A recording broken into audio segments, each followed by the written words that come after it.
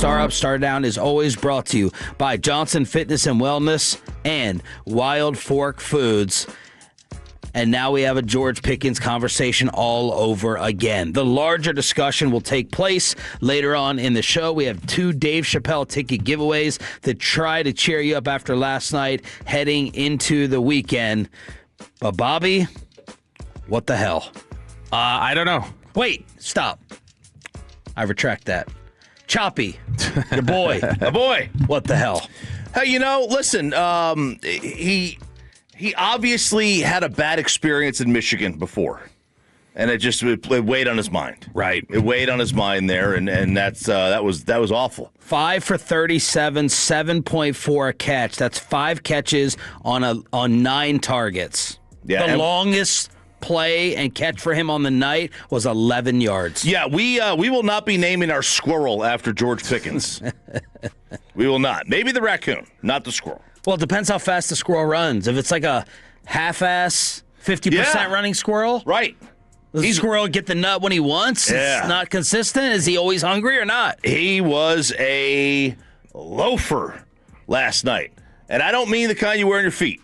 He was loafing it up big time. And you just can't have that. And I in that I'm game, sure he is, especially with that Lamb game, out. with Lamb getting out. I'm sure he was frustrated. I'm sure they were putting some kind of the shell coverage on him. They immediately doubled him. Shoddy said that was bracketing him. I get it. You have to push through that. You can't just say, "Oh, well, they're doubling me. I'm done for the day.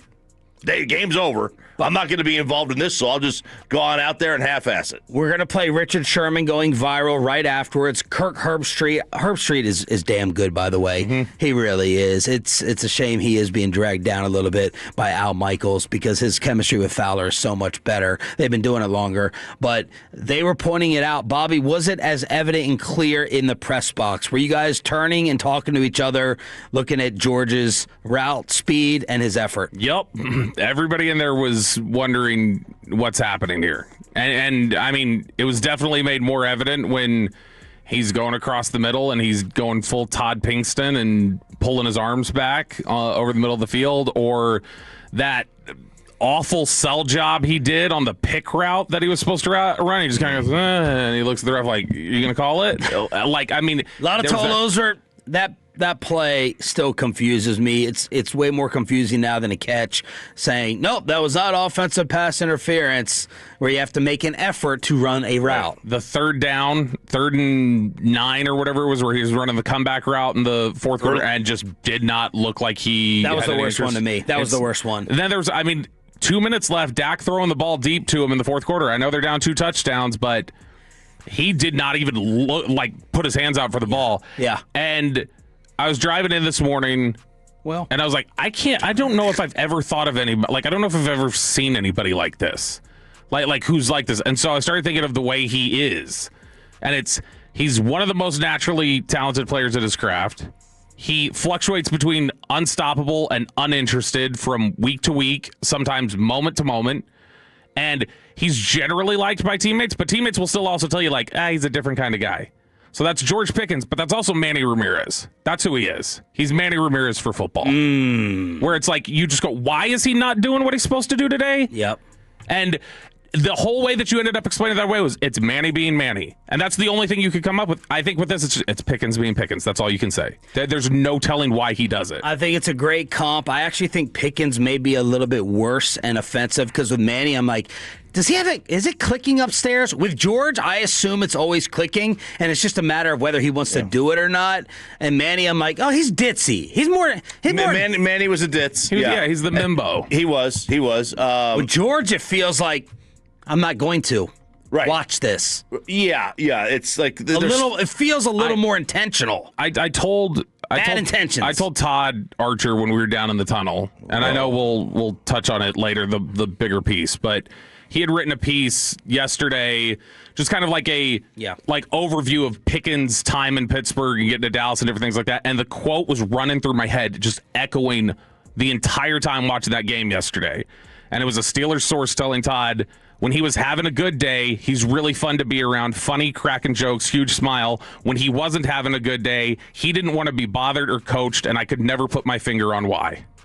And that was yesterday. It's like, this is the biggest game of the year, and you don't look very interested. And I was wondering if when CD went out, like, would that lock him in? It looked like it got worse after that. And I can't figure it out. And he's talking after the game, and he's giving answers that sound like he cares. And he's giving answers as if it sounds like, oh, yeah, I would never want to put this out there. But it did not look like he had. It was a universal feeling around the stadium of like, oh, he's not interested in playing football today. And Richard Sherman went right at him on the Amazon post. The big story here is George Pickens. George Pickens throughout the game, especially late in the game, just looked uninterested in playing football. And that's what you can't have. If you're going to be a superstar, if you want to be the best receiver in the National Football League, you can never be disengaged. It doesn't matter if the game's going your way or not going your way. You can't just disappear in these games or else you're not going to have impact. And just right here, cruising routes. You're the guy. CeeDee Lamb is not in this game. He's out, and you get intercepted on your slant routes, and you can't be the guy and half-ass it. And I'm sorry, that's just, you can't, it's unacceptable. And if you're the Dallas Cowboys and you're looking at him and you're looking to pay him big-time receiver money, $40 million, you got to look at this tape and say, hey, is this a guy we can trust paying $40 million to show up regardless of circumstance? And I don't know. Look, you can have a bad day. It's okay, right? Everybody does. You can have a bad day. It's a stupid old man cliche, but the effort is the only thing you control. Yep. You got. You can have a bad day. It's like I tell my son. Have a bad day, man. Did you try to finish your coloring, or were you goofing off? Were you joking around, or were you focused on the project the entire time? If you were focused on it and you were still behind and didn't get it done, I'm not mad at you. I don't care. It's fine. But you have to try. Right. You have to try 100%. But to be honest, how many times did we finish the coloring ourselves? Right. That's what we do. You had another kid do it for you. That's right. Absolutely. Even at age 5, you're like, here, wuss. You're not going to go to a Power 5 school. No, you're not going. You're going. I'm going to bully you. You look like you're going to UNT one day. Go ahead. You're a G6 school now, Go ahead. Fill in my coloring. Nick Harris got the quotes afterwards. Pickens on the Lions' defensive approach. Quote, they were sitting on the slant. I still caught a slant contested. That was a huge fourth down, by the way. They said it was PI on me. Caught a slant later in the game. 2 of those slants just did not go our way. Whether it was the call or the play, a lot of stuff just did not go our way. And then Nick Harris relayed what Richard Sherman said.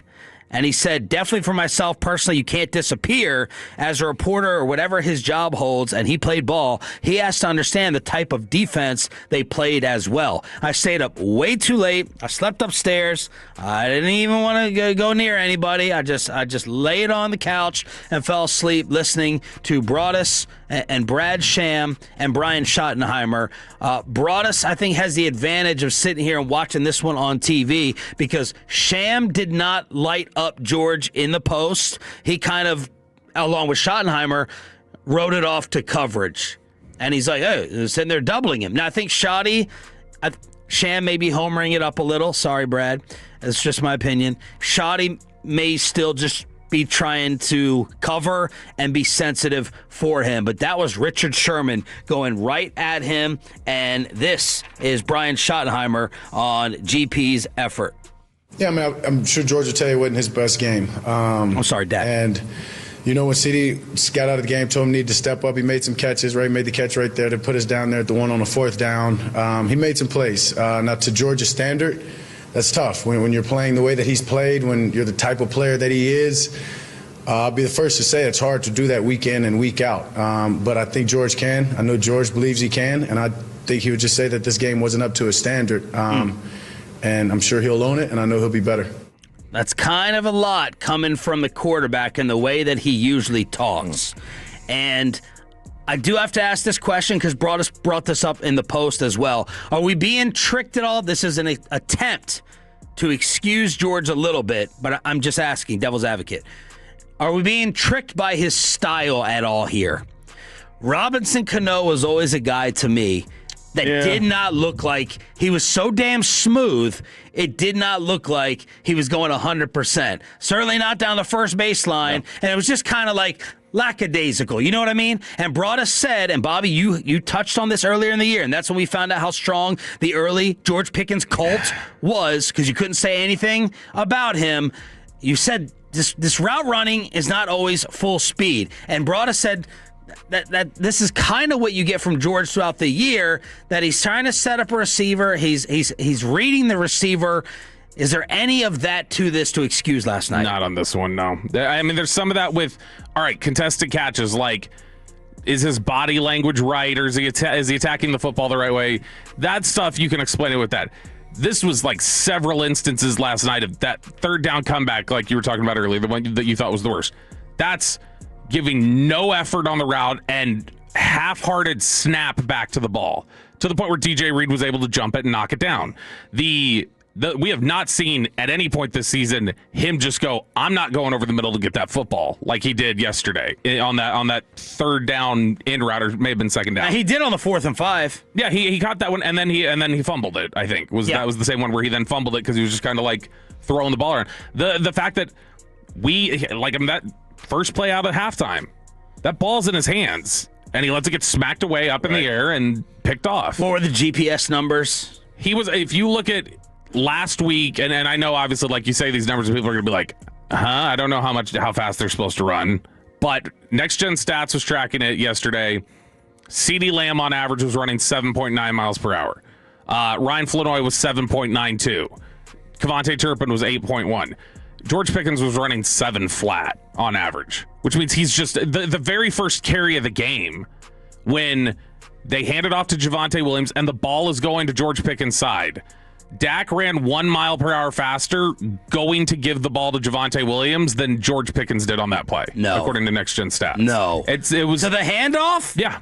And when you watch, got to get back there. When you watch the play, it's like the first play of offense. It's like, he doesn't look like he's interested right out of the bat for some reason. I don't know. Has some of the enforcement that they've tried to have with some of his, did that put him in a bad mood yesterday? Was there something else going on? I don't know, but there were several times where it was like, he doesn't look like he's finishing these plays. There's a level of just professionalism that you just have to hit. You just have, there's no excuse for it. And again, you could be double teamed, you could have a bad game, they could do things to minimize your impact. You can't minimize your own impact based off of the things that you're doing to hamper yourself, because it essentially hurts the team. And when you're already down a receiver who's having a good game, a great game, and having back-to-back really, really good games, you put yourself in a position where you are going to be the topic the next day. My brother's texting me, and he loves diva receivers like Bobby. That explains their twisted connection. He said, tell me what sense it would make for him to all of a sudden be disinterested. I just don't get why. He's been balling out all year. Why would you just take this opportunity to stop that?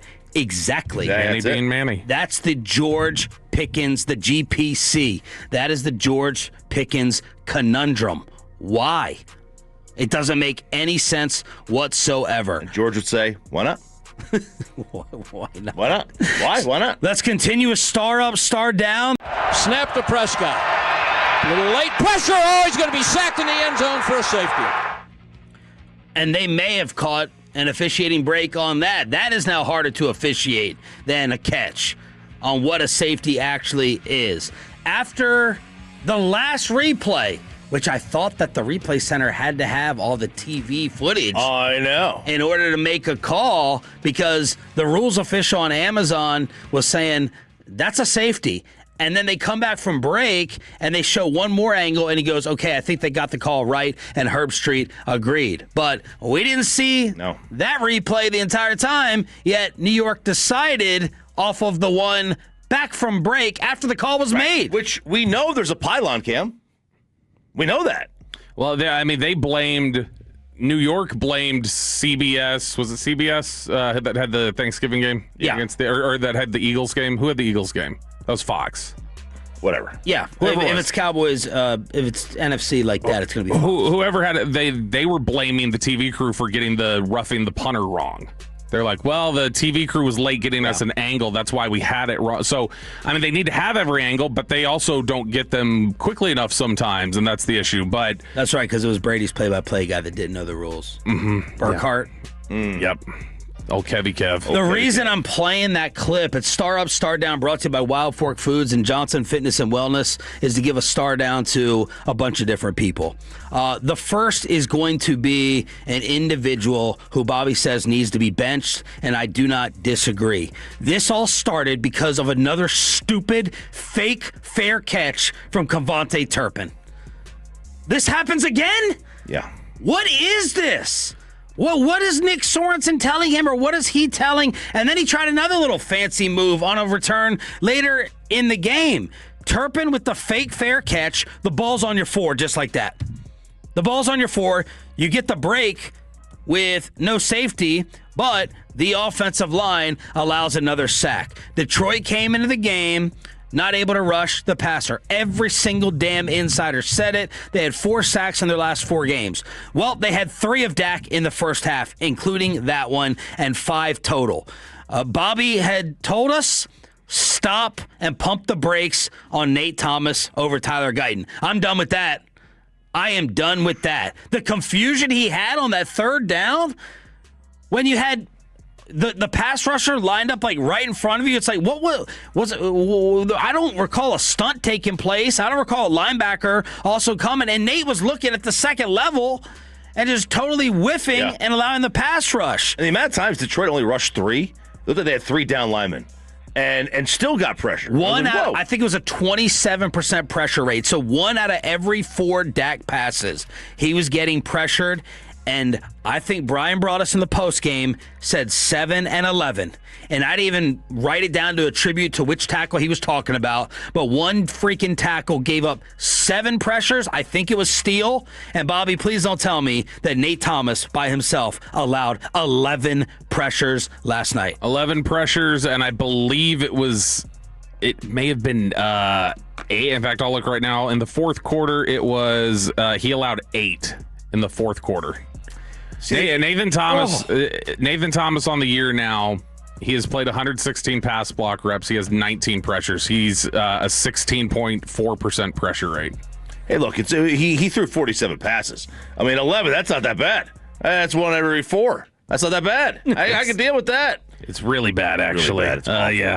It's a terrible one. It's a 20.4% pressure rate is not what you want out of your offensive tackle, and this has been an issue. Jets game, he gave up a lot of pressures. When he had to come in for Guyton at the end of the Philly game, he gave up a lot of pressures. It's like he's lunging a second early than he needs to. He has traits to be good.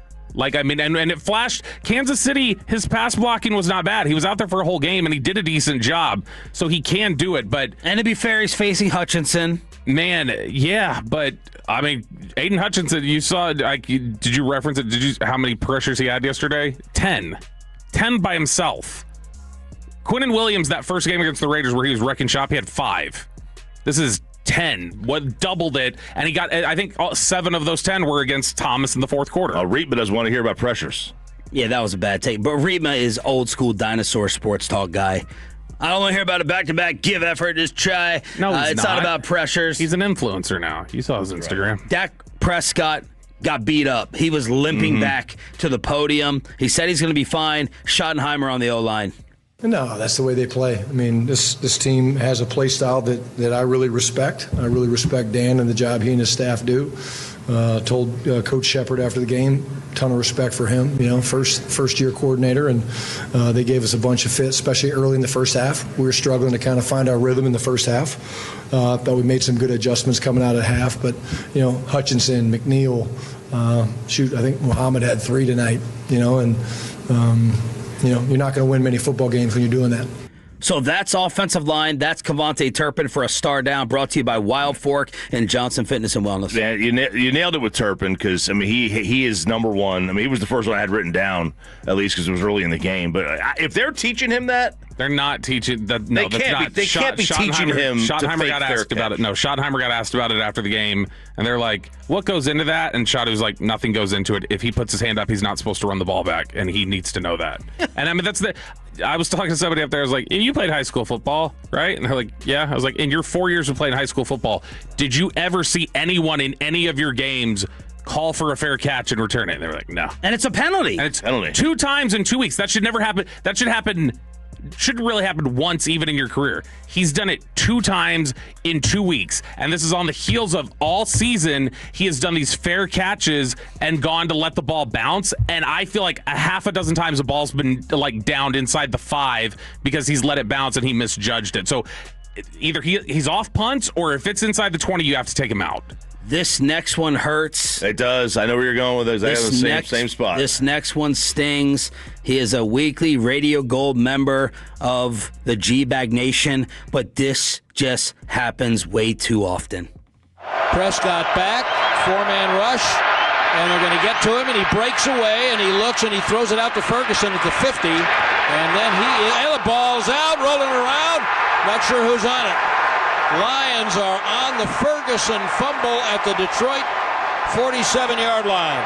I had this as my early turning point in the game, RJ. Jake Ferguson fumbles way too much. I don't care if it's trying to make something extra happen. He's too reckless. He's too careless with it. That's the fumble in the second quarter before a punt on the Detroit 47 after 2nd and 26 following a big Lamb catch. David Montgomery then with the 35-yarder with Savon Ravel hanging off of him. You had overcome a 1st and 25, and then Ferg hands to the face erases George Pickens. Pass interference would have been 1st and goal, and you're down 11. You need it. You have to have it. You're down 17-6. Ferg fumble, and then the hands to the face. Yep. The hands to the face is killer. Crippling. Pickens had a hands to the face as well. You can't have that. This is like an offensive face mask. I know, it really was. You just can't have that. And then obviously the fumble. It's just he didn't have a good game. He had a really bad night in terms of from those 2 plays perspective. CD gives you the big catch. I did a bad job of resetting that.